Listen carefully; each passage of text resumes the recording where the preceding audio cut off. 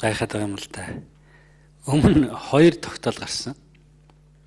Нэгэн дээр нь бол би одоо бүр гişүүд санал гараад нэлээд хатуухан заалтууд оруулаад за ингээ хариуцлах тооц ингээд одоо энэ хуулийг хэрхэн яах ингээд төсөл оруулж иргээд ингээд тогтоол гарсан. Улаан сайд 2 удаа засгийн газрын хуралдаанд оруулаад тэрийн засгийн газар дэмжээгүй тэгээ их хурал руу орж ирээгүй. Тэг ингээд тогтоол өмнөх 2 тогтоол хэрэгжиж байгаа юм. Тэгэхээр 3 дахь тогтоол маань одоо хэрэгжихүүгүй юу гэхээр бас л магадлал харагдахгүй болчиход байна л да. Тэгэхээр Монголын яс 3 хэмжээ 3 дахь дээр хэрэгждэг гэдэг юм арай байхгүй бах. Тэгээ энэ одоо хэрэгжих магадлал нь одоо тэгээд юу вэ? Тэгэхгүй бол энэ дээр чи ясал ажиллах юм болчих гээд. Дэмбэрэл гишүүн бол их байнга нэгдэг байсан нөгөө их хурлын дарга байсан.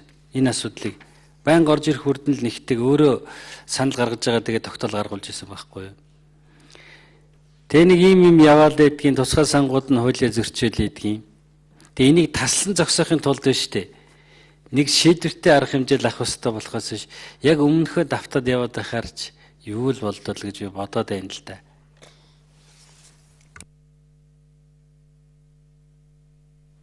За. Өмнөх 2 тогтоолууд дээр энэ биелэлтийг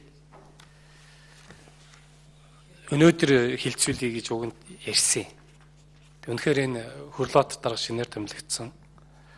Үнэхээр одоо яг энэ хугацаанд бид нар амжихааргүй байна гэж байгаа. Тэгэхээр бид нар юу гэж дотроо бодож байгаа вэ гэхээр энэ тогтоолын биелэлтийг аудитын газраар нэгүчлэн гаргуул. Одоо. Тэгээд түүнийгээ хэлцсэний дараагаар энийгээ гаргая гэсэн ийм дотор бодолтой байж байгаад үнэхээр тэр нь одоо цаад газрууд руугаа нэлээд засгийн газар руу бичиг явуулах харьцах ийм асуудлууд байна гэж хэлээ. Тэгэхээр би энэ шинэ ерөнхий аудиторт бас энэ чиглэлийг өөргө өгсөн байгаа. Энийг нэлээд эхний 2 тогтоолын хэрэгжилтийг, биелэлтийг сайн гаргаад аваад ороод ирээ гэсэн ийм чиглэлийг бол өгсөн байгаа. Тэгээ 3 дахь дээр байнга ороо нэлээд сайн ажиллана л да.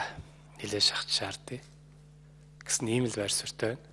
Магадгүй хэрвээ засгийн газар хэрэгжүүлэхгүй бол тэгээд хэрэгжүүлдэггүй засгийн газрыг яах ёстой юм тэгээд ярина шүү дээ тухайн үед нь. За асуулт асууж